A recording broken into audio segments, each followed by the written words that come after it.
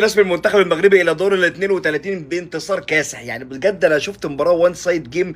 المغرب كان ممكن يخلص الماتش ده، بس يعني 11-2 ما شاء الله عليهم. قول ما شاء الله. مانيش باش نتكلم على حكيمي، مانيش باش نتكلم على المغرب اللي ترشح. ان شاء الله مبروك على اخواتنا المغاربه. باش نقول لكم حاجه واحده اللي خليني نتكلم على المغرب بكل راحتي، اللي انا كيف ننتقدهم ونقول ما عجبونيش في اللعبه، ولا كيما ماتش اليوم في الشوط الاول قلت ما عجبونيش وما فماش دفاع وما فماش وسط، وتنتقدهم وهم متعادلين، والعباد في التعليقات تضحك، الناس تضحك وتقول لي كلامك صحيح. فما عباد رابحين وتجي تقول لهم مبروك يسبوا لك امك. تصبحوا على خير. سفيان رحيمي مو محتاج اي شيء في كرة القدم الا شيء واحد، محتاج الفرصة بس. انت اديه فرصته وشوف هو يثبت لك انه هو لاعب كرة قدم محترف او لا. اقسم بالله انه من اكثر اللاعبين العرب اللي يمتلك امكانيات مرعب. هذا الكلام قلته من ايام ما شفناه في العين، مش الحين. الان مع المغرب وفي ظل وجود كل الكتيبة ذي في المغرب ما شاء الله النجوم، سفيان رحيمي أخذ فرصة واحدة اليوم، بس اليوم نزل كبديل، سجل هدف وصنع هدف، أعطاهم الفوز. شكرا رحيمي. ما هي ما كانتش هتنفع غير تنتهي بفوز المغرب، لان المشجع ده لو كان المغرب اتعادل كان هيكون ترول اكتر ما هو كده بردة فعله على هدف هايتي الاجمل في المونديال لحد الان امام المغرب في المباراه. الهدف اللي حرفيا فوق المغرب وياسين بونو هم يكسبوا في المباراه الاسهل لهم في المجموعه المفروض. فنتيجه 4-2 جت بالفوز والصعود تليق بان المباراه كانت المفروض تخلص بحاجه زي كده يعني للمغرب يعني. السلام. شوف خويا ما تزابي، ما والو، راني جاي نقول لك واحد الجديد ما كاش اللي على بالها به. اصبر ما تزابي، جيب كالكولاتريس وتبعني. شكرا جزيلا البرازيل. علاش شكرا جزيلا البرازيل؟ البرازيل اليوم فازت على اسكتلندا بثلاث اهداف مقابل صفر، يعني خلتها بثلاث نقاط في المركز الثالث وعندها ناقص 3 في فارق الاهداف. علاش موان 3؟ باسكو مركولها 3 وباسكو المغرب مركز لها 1 وهي راه مركيه غير 1، يسمى عندها ناقص 3. اوكي، المنتخب الوطني الجزائري راه في المركز الثالث وغادي يلعب مع الاوتريش. نقولوا يا سيدي نخسروا هدف مقابل صفر، شحال تولي عندنا 3 نقاط توجور، بصح تولي عندنا ناقص 3، يسمى رانا متساويين في كلش. حنا واسكتلندا عندنا 3 نقاط، عندنا ناقص 3 بصح حنا خير منهم في حاجه، حنا ماركين هدفين ضد الاردن وهما ماركين هدف واحد ضد هايتي. يسمى كاع هادشي غادي يصرى، غادي نفوتوهم في الكلاسمون وغادي حنايا نمروا كاحسن ثالث بيننا وبينهم. يسمى الحمد لله يا ربي اسكتلندا خارج حسابات افضل منتخب اللي يروح للمركز الثالث. صح بس ما يليقش نخسروا مع النمسا باكثر من هدف، نخسروا هدف مقابل صفر، نخسروا 2 مقابل 1، نخسروا 3 مقابل 2 ونروحوا مركز ثالث والاز وكاش كاين. هذه يا خويا اسمها اي حاجه جديده درك، اسمها اي شونجمون جديد نجي نقولها لك انا باينه. هذه مسو صاصانو بيصاصانو بارطاجي صاحبي شي عاش كاينش مكاش، خلي معك ابوني بيان سير. هاد الايامات ما تراطيش وما تزابيش، باسكو اي شونجمون تلقاني انا الاول دايرها لك. سلام. ايدي قاعد احطوا براسكم، لا تستفز المغرب. 4 يا جماعه، 4 يا جماعه. سفيان رحيمي بعده داخل دقيقة 70 دقيقة 76 سجل هدف واخد دقيقة صراحة هدف بهالطريقة. شوفوا الانسان، هيدا اللاعب من هو رايح اساسي، يا جماعة دمروهم. الريمونتادا تاريخية بكاس العالم من بعد ما كان 2-1 دخلوا اسود الاطلس كالاسود صوت الثاني يا جماعة، مثل الاسد. شوفوا الاسد، هيدا الاسد الليلة هو كان الاسد حقيقي، هيدا الاسد حقيقي يا جماعة، هيدا الاسد حقيقي. سفيان شو عملت فيهم يا سفيان؟ شو عملت فيهم يا ابن الاسود الاطلس؟ دمرتهم بالثالث وصلت الرابع لحتى يصنع المغرب تاريخ جديد، اول منتخب عربي بكأس العالم. الى الدور القادم هاتوا لنا هولندا على السريع.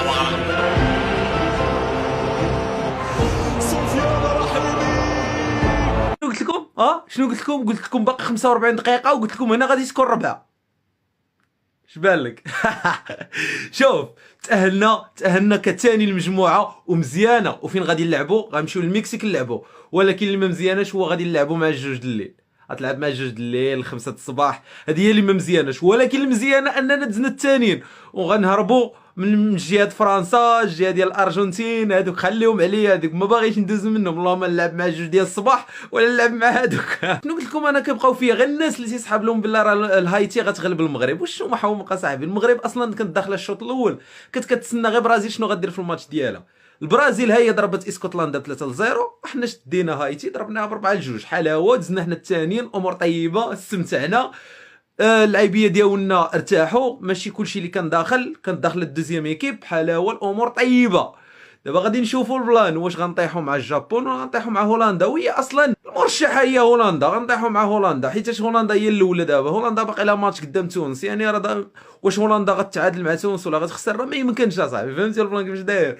وكما كنقول لكم دائما وابدا اخوان، مبقى والو على 35,000 متابع. ما كرهتش كلشي يدير متابعه باش توصل 35,000 متابع في اقرب وقت ان شاء الله. وكما كنت دائما وابدا على مدريد وديما مغرب. 40 مباراة أطول سلسلة لا هزيمة في تاريخ كرة القدم على صعيد المنتخبات. باسم مين؟ باسم المغرب يا جماعة. المغرب اليوم وصلوا للمباراة 40 على التوالي بدون هزيمة. إضافة إلى ذلك هناك رقم تاريخي آخر، وهو أن المغرب أكثر منتخب عربي وصولا إلى الأدوار الإقصائية في تاريخ المونديال ب3 مرات. بكل صراحة يا جماعة المغرب وصلوا لمستوى مرعب جدا، تجاوزوا فيه كل المنتخبات العربية بشكل كبير جدا. يعني صرنا لما نشوف المغرب يفوز بالمونديال كأنه اوكي شيء عادي، اوكي فازوا المغرب فازوا، شيء متعودين عليه. وهذا مستوى ترى عالي جدا عالي جدا. لا تحسبون شيء طبيعي ان الفوز في كأس العالم شيء اوكي سهل. حتى لو في دور المجموعات المنتخبات العربية كلها تعاني، المغرب صار بالنسبة لنا الفوز اللي اوكي فازوا شيء طبيعي. مستوى رهيب جدا. اتمنى ان المنتخبات العربيه يوما ما توصل لهذا المستوى، خصوصا المنتخبات العربيه الاسيويه اللي بعيده كل البعد صراحه عن هذا المستوى العالي جدا. في خبر للمنتخب المغربي انا مش عارف صحته من العدم بصراحه، ولكنه منتشر قوي. الخبر ده بيقول ان بفوز المغرب النهارده على هايتي، المنتخب المغربي بيوصل ل40 مباراه على التوالي لا هزيمه، تعادلات وفوز بس. معرفش صحه الخبر ده من العدم، ولكن لو الخبر ده حقيقي فبجد شابوه بجد للمغرب واللي هي بتعمله. وبال40 لا هزيمه دول المنتخب المغربي بيصبح اكتر منتخب في تاريخ المنتخبات كلها ما يتعرضش للهزيمه في 40 مباراه. ريكورد تاريخي باسم المنتخب المغربي من الاخر. الف مبروك للشعب المغربي التاهل للدور الجاي ب7 نقاط متساويه مع البرازيل، ولكن المغرب نزلت للمركز الثاني بسبب فرق الاهداف. بالنتائج الحاليه وبالوقت الحالي بنسبه 90% المغرب هيلاعب هولندا في دور ال 32. ايا كان المغرب هتلاعب مين، هولندا او غير هولندا، كل الدعم للمغرب اللي ان شاء الله هتقدر ان هي برضو تعدي دور ال 32. وما تقلقش ان شاء الله مصر معاك وهتعدي في ال 32 ونخش مع بعض في دور ال 16، ومعانا الجزائر برضو معانا في ال 16 ان شاء الله. هذا هو رحيم اللي كنعرف الاخوان، هذا هو رحيم اللي كنعرف، هذا هو رحيم اللي تفرجت فيه وشفتو بعينيا في كاع المباريات اللي داروهم في الاولمبيات. الاخوان بكل صدق الاخوان، هذا هو رحيم اللي بغينا نشوفوه. حيت الحاجه اللي كنت كنقول لكم ديما الاخوان، المنتخب الوطني خاصهم يتقاربوا المستويات. كاين اللي عندنا واجد وكاين اللي باقي عندنا ناقص، باقي حاس براسهم ما كاينش. كتشوف بزاف الاغلاط كيوقعوا بزاف. رحيمي دابا نقدر نقول لكم في الطوب، دابا حاليا في الطوب. هذا هو رحيمي اللي يدبر لك على كفرات من والو، يجي يخلق لك شي لعيبه، يدير هاد لي بيتيز داخل وسط التيران. خلاني فاش كان غيحيدوني، ولكن الحمد لله فاق من القلبه. الاخوان هذا هو التصنيف بحال هكا كيف ما قلنا. حنا دزنا حنا ثانيين، حنا غنمشيو للمكسيك. اسكتلندا راه باقا ما تاهلتش الاخوان، حيت غيعزلوا 8 وغيعزلوا احسن 8. حتى غيشوفوا 8 كاملين، عاد يشوفوا شكون اللي دار 4 نقاط، شكون اللي دار 3 نقاط، وشحال ديال الاهداف تماركاو. لهذا راه باقي الوقت عندهم. تبارك الله عليهم، تبارك الله على رحيمي. ما عندي ما نتسالو، وقفنا عليه لقيناه. هادشي اللي كاين. التغييرات فاش دخل بقات توقف عليه، تعطيت توني عرق لك توني ما يرجعوش لك. تحياتي.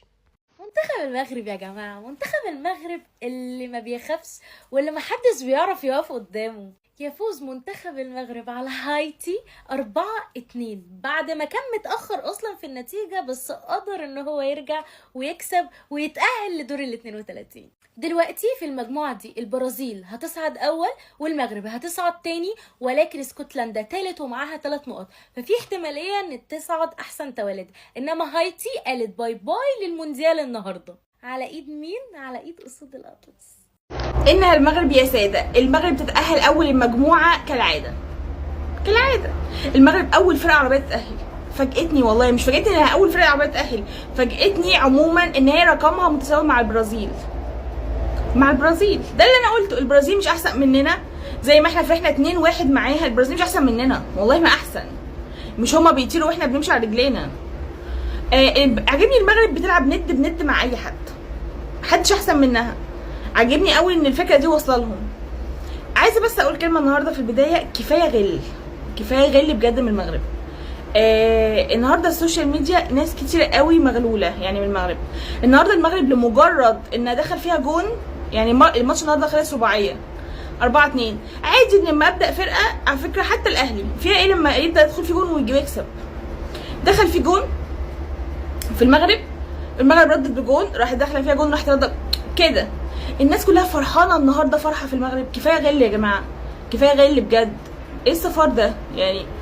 بجد محسساني ان المغرب لما تخسر انتوا هتطيروا. يعني صفحات السوشيال ميديا النهارده فظيعه يعني كأن المغرب دي مش فرقه عربيه.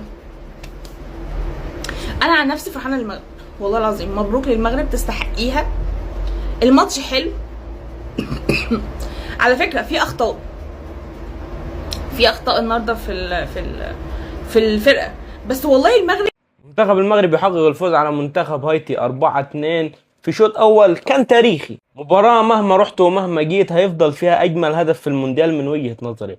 قذيفه تدوي مرمى ياسين بونو، قذيفه مدويه. وفي الشوط الثاني وفي الدقيقه 77 سفيان رحيمي سجل الهدف الثالث عشان تبقى النتيجه 3 قبل ان يسجل هدف المغرب الرابع عن طريق الحركه اللي انت شايفها دي.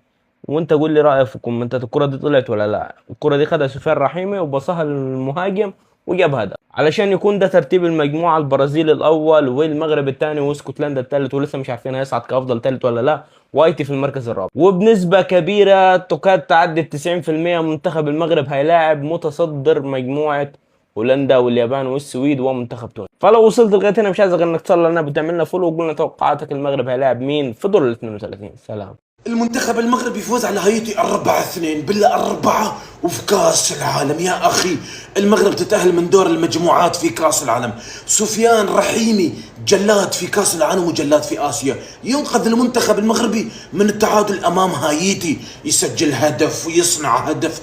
ألف مبروك للشعب المغربي على الفوز. سفيان رحيمي والله مرعب وجلاد. محمد وهبي رغم الفوز ما استناش لعيبه المنتخب المغربي يخرجوا بره الملعب، لا ده اجتمع بيهم جوه الملعب علشان يقول لهم الاخطاء اللي حصلت في المباراه. رغم ان في الشوط الثاني تغييراته كانت جيده جدا، خصوصا بعد دخول سفيان رحيمي اللي صنع الفرق تماما في الشوط الثاني، سجل الهدف الثالث وصنع كمان الهدف الرابع بعد ما احيا هجمه كانت ميته تماما بعد ما خطف الكوره من مدافع هايتي ومرر لياسين البديل الثاني اللي دخله محمد وهبي. المنتخب المغربي سجل 4 أهداف وصعد لدور ال 32، ولكن كان في نقطه سلبيه في المباراه ان هايتي سجلوا اول هدفين ليهم في كاس العالم في شباك المنتخب المغربي. علشان كده العقليه الانتصاريه اللي عند محمد وهبي دي في ابراز السلبيات حتى قبل الخروج من الملعب هي دي اللي ممكن تودي المغرب لبعيد تاني في كاس العالم. للاسف هاردك للمنتخب المغربي. صح ان اليوم فايز على هايتي 4-2 يا اخوان في مباراه مجنونه، لكن خسر صداره المجموعه. كنا نتمنى المغرب تكون متصدر عشان ما تقابل المانيا، لكن بالوضع الحالي ممكن 90% حيقابلوا المانيا. للامانه هايتي هذا فاجأني يا اخوان. اول شيء الهدف الاول بالكاش، رجعت المغرب ردت، لكن رجعت هايتي ردت بهدف ثاني مش كاشي. شوفوا الصاروخ اللي سجلوه على بونو يا رجال. بونو مو صور 10 مرات، لدرجه تشوفوا مشجع المغرب كيف مصدوم يقول لكم صاروخ،